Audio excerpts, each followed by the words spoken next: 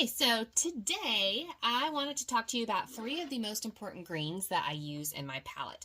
And this actually came about because I was talking to a friend about green gold specifically, and she was like, oh, you could just use like green gold by Daniel Smith or whatever, M. Graham. And I was like, no, no, no, you have to use green gold by Core because they have this crazy Aquazol binder in them that makes the paint just like explode on the paper.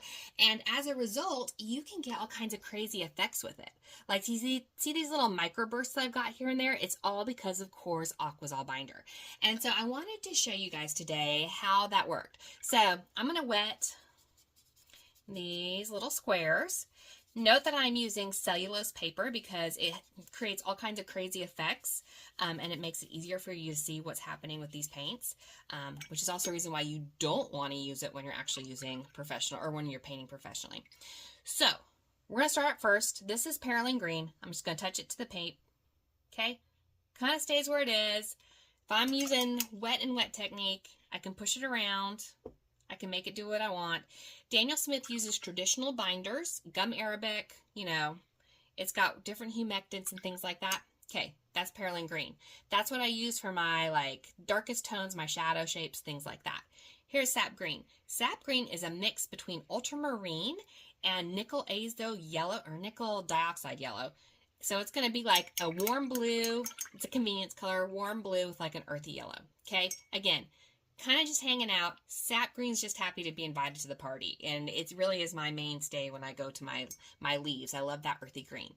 Then we have green gold, which is kind of like pickle color. So this is what's going to happen when I touch it to the water. Let's see. Do you see how like it's spread out? Do you see what that Aquazol binder does? So a lot of times beginners who aren't ready or who don't understand how the Aquazol binder makes it different from these other colors will try using Core with that Aquazol binder. And they're like, what is happening? Like, it's all over the place.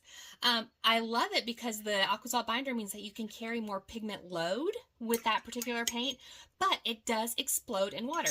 You can use this effect, though, to some great cool effects that you can make. So let's say I just picked up green gold Core. I'm going to put it in my Sap Green. So look at what I can do with that Aquazol binder, what it does to stable Sap Green. It pushes it around, it bosses it around, and makes a crazy cool effect. Same thing's going to happen over here with Perylene green, which actually, Perylene green is supposed to be a black. It's actually a green leaning black. So let me re-wet that a little bit. We're drying out because it's cellulose again, not holding our water properly. Okay, there we go. Touch it. So you see all the cool things that you can get done with that Core Aquazol binder. It's amazing. Check it out.